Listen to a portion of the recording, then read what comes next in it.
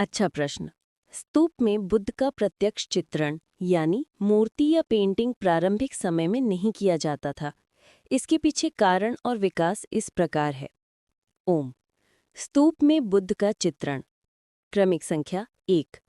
अनिकोनिक परंपरा या फिर एनिकोनिक फेज, प्रतिमा रहित चित्रण।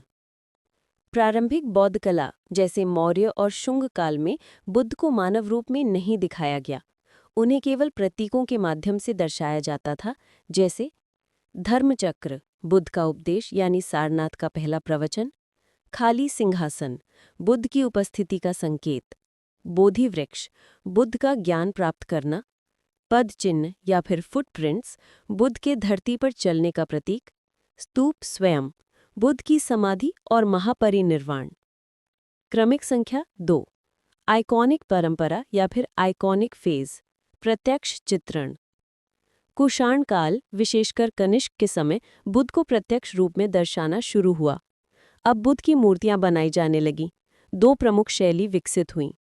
क्रमिक संख्या 1। गांधार शैली, यूनानी रोमन प्रभाव, यथार्थवादी मूर्तियां, वस्त्र की सिलवटें स्पष्ट। क्रमिक संख्या 2। मथुरा शैली, भारतीय प्रभाव, मुस्कान युक्त चेहरा, पतले वस्त्र, लाल बलुआ पत्थर। क्रमिक संख्या 3। स्तूपों पर बुद्ध का चित्रण। प्रारंभिक स्तूप जैसे सांची स्तूप में बुद्ध को केवल प्रतीकों से दिखाया गया। बाद के स्तूपों अमरावती, नागार्जुनकोंडा, गांधार क्षेत्र में बुद्ध की मूर्तियां और प्रत्यक्ष चित्रण जोड़े गए। रेलिंग, तोरण और पैनलों पर बुद्ध के जीवन की कथाएं यानी जातक कथाएं भी दिखाई जाने लगीं। #निष्कर्ष। प्रारंभिक स्तूपों में बुद्ध का प्रत्यक्ष चित्रण नहीं था, बल्कि केवल प्रतीकात्मक रूप से दिखाया गया। बाद के काल में, विशेषकर कुषाण और गुप्त काल में, स्तूपों में बुद्ध की प्रत्यक्ष मूर्तियां और चित्रण भी आने लगे।